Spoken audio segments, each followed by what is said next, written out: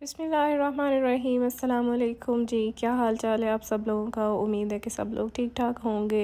आज मेरी तबीयत थोड़ी ठीक नहीं है। मैं कल से थोड़ा बीमार हूँ क्योंकि मुझे ठंड लग गई है और ऊपर से मुझे थोड़ा ज़ुकाम भी हो गया है। इसकी वजह से आज मेरी आवाज़ भी ज़रा कम कम ही निकल रही है और इसी वजह से मैं जो है वो अपना कल का व्लॉग भी नहीं शूट कर पाई। फिर मैंने आज सोचा कि चलो मैं आज आपके लिए व्लॉग शूट कर लेती हूँ। पता नहीं, आई डोंट नो, कोई वायरल इन्फेक्शन चल रहा है या क्या है। और एकदम से ये जो ठंड आई है ना वापस, इसकी वजह से सब घर वालों की तबीयत बहुत ज़्यादा ख़राब हो गई है। उनको बुखार और ज़ुकाम, स्पेशली मुझे और भाई को जो है वो काफ़ी ज़्यादा ज़ुकाम हुआ है और बुखार भी हुआ है। और मेरा जिस्म तो ऐसे दर्द हो रहा है जैसे पता नहीं मुझे किसी ने कितना कूटा होता है पकड़ के डंडों से।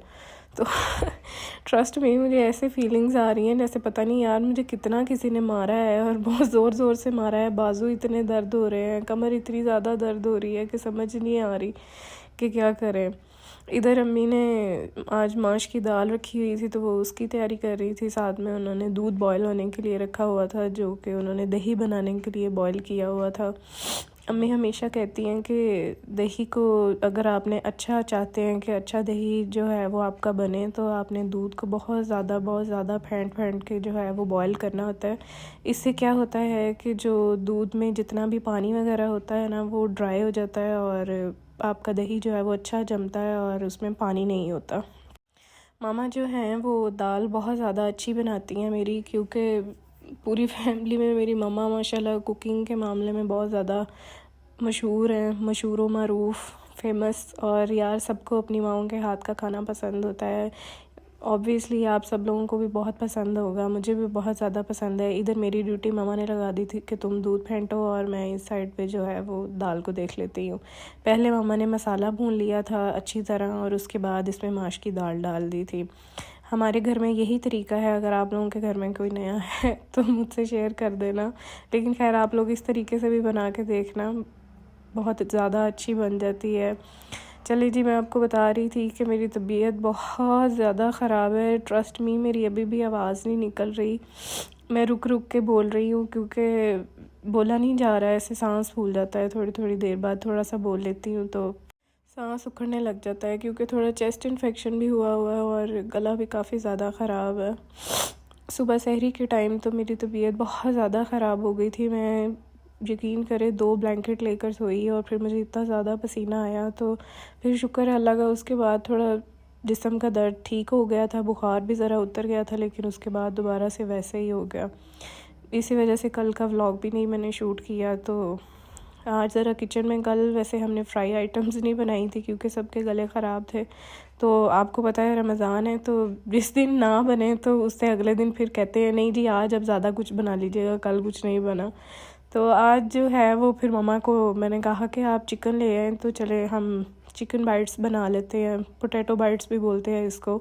आगे मैं आपके साथ इसकी रेसिपी भी शेयर कर देती हूँ। यहाँ पे दाल ऑलमोस्ट डन हो गई थी तो मामा ने इसके अंदर काली मिर्च, थोड़ा गरम मसाला वगैरह डाल दिया था और उसके बाद उन्होंने इसके ऊपर थोड़ा सा डाल दिया था हरा धनिया और अदरक और हरी मिर्च।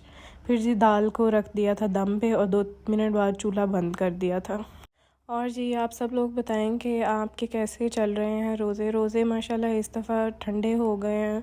और इस दफ़ा क्या हुआ है, सीन कुछ ऐसा हुआ है कि गर्मी पिछले दिनों इतनी ज़्यादा आ गई थी कि कपड़े मैंने निकाल लिए थे लॉन के और बस वो लॉन के निकाल के तो मैं पछता रही हूँ। दूसरी साइड पे ये मुझसे दूध उबलने लगा था तो मामा बोलने लगी, मैं कहती दूध पे तो ध्यान दे लो, तो मैं वीडियो की पड़ी होती है पहले। खैर ये भी डांट पड़ गई लेकिन शुक्र है मैंने बचा लिया दूध को। यहाँ पे जो मेरी बहन है उन्होंने चिकन को मैरिनेट करके रखना स्टार्ट कर दिया था। मसाले डाल रही थी, पहले नमक डाला है इसके अंदर, फिर सूखा धनिया, ज़ीरा और रेड मिर्च डाली थी इसके अंदर और थोड़ा सा पेपरिका पाउडर डाला था, वो जो देगी लाल मिर्च नहीं होती, उससे ये है कि इसका कलर ज़रा अच्छा आ जाता है। और ये बन के जो हैं वो बहुत अच्छी लगती हैं, आप भी लाजमी इनको ट्राई कीजिएगा।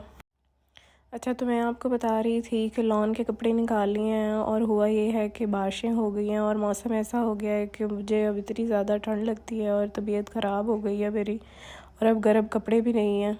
खैर मुझे लगता है कि ये वाला मौसम जो है वो कुछ दिनों तक ही है, आइंदा कमिंग डेज़ में जो है वो धूप निकलने लग जाएगी और मौसम कुछ ठीक हो जाएगा। खैर ये ना एक किस्म का धोखा ही हुआ है हमारे साथ। आई थिंक आप सब लोगों ने भी गर्मियों के कपड़े निकाल लिए होंगे, तो ये मेरी कहानी नहीं है, ये सारी लड़कियों की यही कहानी होगी। अच्छा, सिस्टर ने इसके अंदर जो है वो सारे मसाले डाल लिए थे और उसके बाद इसके अंदर थोड़ा सा विनेगर ऐड किया है, थोड़ा सा चिली सॉस ऐड किया है और थोड़ा सा सोया सॉस ऐड किया है। देन जी इसके अंदर अगर आपके पास दही अवेलेबल है तो आप दही भी डाल सकते हैं 2 चम्मच, और अगर नहीं है तो मायोनीज़ का 1 चम्मच डाल दीजिएगा। ये सिर्फ़ इसलिए डालनी है कि चिकन जो है वो हार्ड ना हो और सॉफ्ट बने।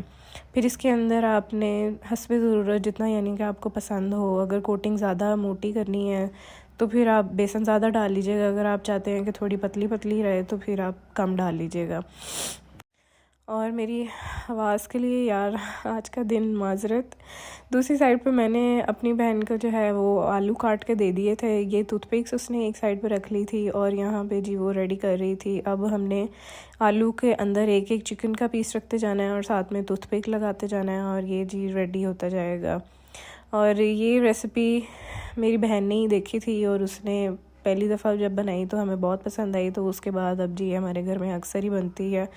और मैं इंशाल्लाह अपने नेक्स्ट व्लॉग्स में आपके साथ और भी फ्राइज़ आइटम्स जो है वो शेयर करती रहूँगी। अब देखिए एक दिन में ना अगर आप एक ही बनाओ तो फिर ही ठीक रहता है, अगर आप ज़्यादा सारी आइटम्स बनाओ तो फिर रोटी नहीं खाई जाती। और मैं तो यही प्रेफर करूँगी कि अगर आप एक आधी चीज़ बना लो फ्राई तो वही इतनी काफ़ी है।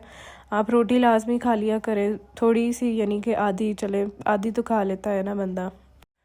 एक और बहुत ज़्यादा मज़े की चीज़ आज हमारे किचन में बन रही है और वो है जी गुड़ वाले चावल। एक साइड पे उनके लिए पानी रख दिया है, ये मेरी भाभी की रेसिपी है, वो बहुत ज़्यादा अच्छे गुड़ वाले चावल बनाती हैं और मैं रोटियां बहुत अच्छी बनाती हूँ।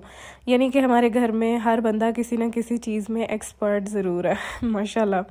यहाँ पे जी मैं रोटियां बना रही थी क्योंकि इसके बाद जो है वो चावल बनाने थे। चावल जो है वो थोड़े गरम गरम और बिल्कुल ऐसे दम से उतरे हुए ही अच्छे लगते हैं।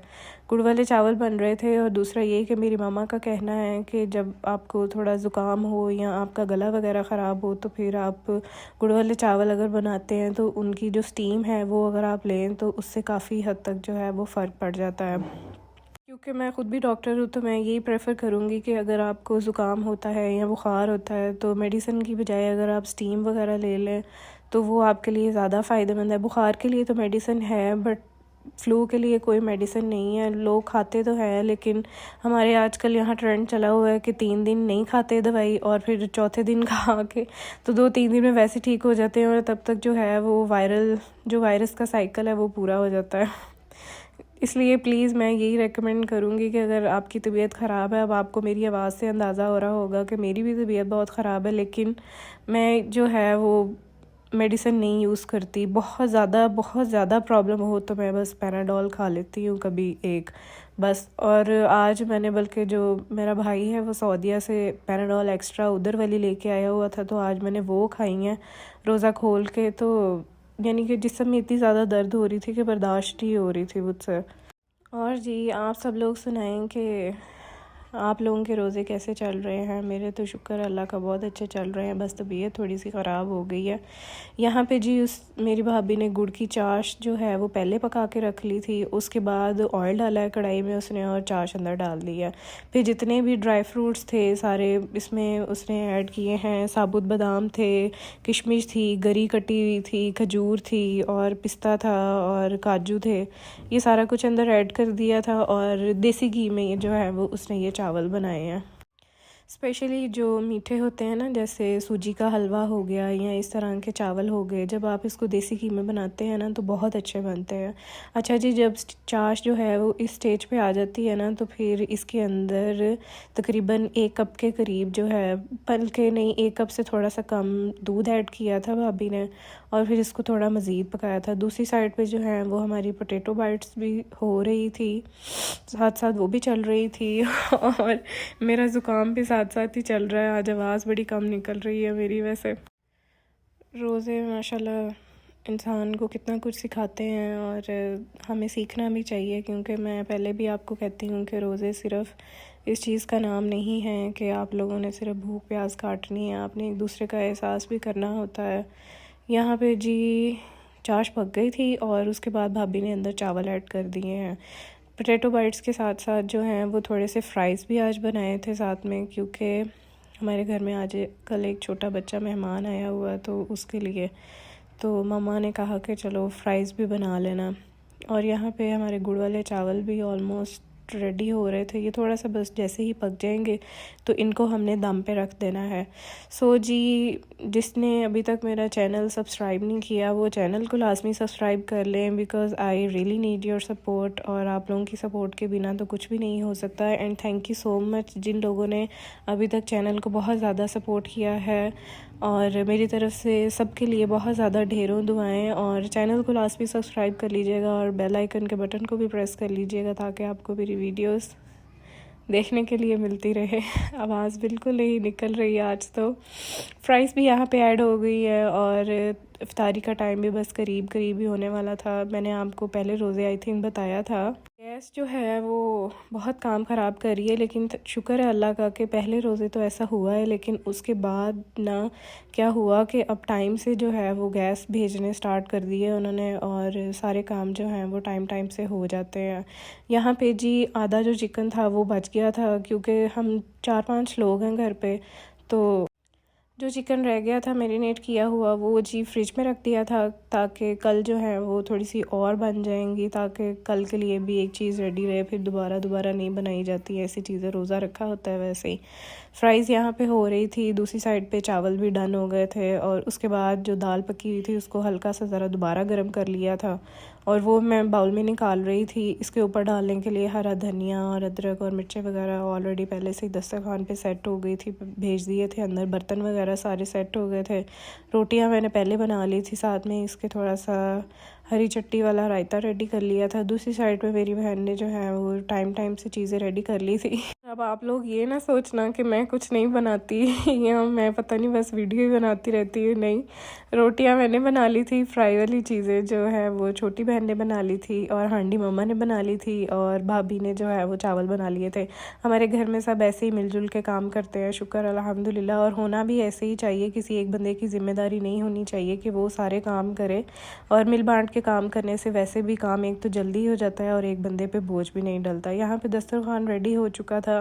फिर जी रोज़ा खोलने के बाद मेरी बिल्कुल बस हो गई थी, और मैंने अपने ये पोटैटो बाइट्स नहीं खाए थे, तो मैंने कहा चलो मैं ना नमाज़ पढ़ के तो उसके बाद खाऊंगी। ज़्यादा नहीं आज खाया, क्योंकि मैंने रोटी भी सही से पूरी भी नहीं खाई, क्योंकि रोज़े के बाद खाया नहीं जाता। मुझे थोड़ा सा ना किडनी का इशू है, तो आज मुझे दर्द हो रही थी बहुत ज़्यादा, तो मैंने सोचा आज मैंने पानी ज़्यादा पीना है। और क्योंकि तबीयत इतनी ख़राब थी, फिर मैंने 2 पैराडोल एक्स्ट्रा खाई हैं और साथ में 1 कप चाय बनवा के जो है वो पिया है मैंने। फिर जाके कहीं मेरी तबीयत थोड़ी सेट हुई है, और शुक्र अल्लाह का कि बेहतर तो नहीं, लेकिन फिर भी चलो कुछ फ़र्क पड़ गया है। आप सब लोग मुझे दुआओं में याद रखिएगा। मिलते हैं जी अपनी नेक्स्ट वीडियो में, तब तक के लिए अल्लाह हाफिज़।